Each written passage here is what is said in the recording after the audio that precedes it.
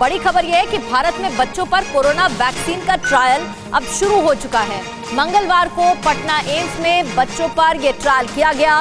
3 बच्चों को वैक्सीन की पहली डोज दी गई है और अब तक कोई साइड इफेक्ट 3 दिन के भीतर देखने को नहीं मिला है। पटना एम्स में जहां पर भारत बायोटेक की कोवैक्सीन टीके को इन बच्चों को लगाया गया, 3 बच्चों पर कोरोना वैक्सीन का ट्रायल किया गया है और अभी तक इन बच्चों में किसी तरह का साइड इफेक्ट देखने के लिए मिला नहीं है। ट्रायल सफल रहने के बाद ये टीका जल्द ही तैयार हो जाएगा बच्चों को लगाने के लिए। 3 बच्चों पर अभी परीक्षण किया गया है और तीनों बच्चों में अब तक कोई साइड इफेक्ट सामने नहीं आए हैं। पटना एम्स में ये ट्रायल किया गया।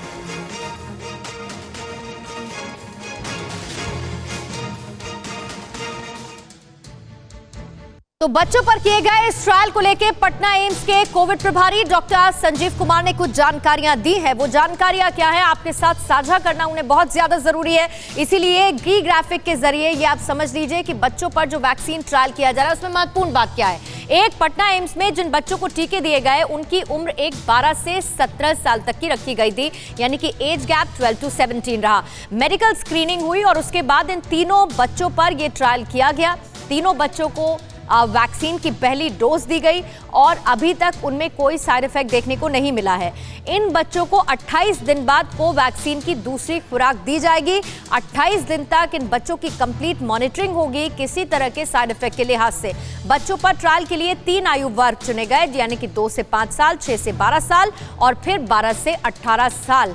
ये ट्रायल इसीलिए क्योंकि अगर इन तीनों एज ग्रुप्स में ये ट्रायल सक्सेसफुल रहता है तो बच्चों के लिए ये कितना बड़ा ब्रेक थ्रू होगा आप ये समझ लीजिए। अगले 1 महीने में 525 बच्चों पर इसी तरह का ट्रायल किया जाना है। 1 महीने का टारगेट सेट किया गया है। 100 बच्चों ने अब तक वैक्सीनेशन के लिए रजिस्ट्रेशन करवाया। ये वॉलंटियर बच्चे होते हैं जो वैक्सीन के लिए अपने आप को रजिस्टर कर रहे हैं ताकि इन पर परीक्षण किया जा सके, इन पर ट्रायल किया जा सके और इसके साथ ही अभी तक कोई साइड इफेक्ट्स देखने को मिले नहीं है।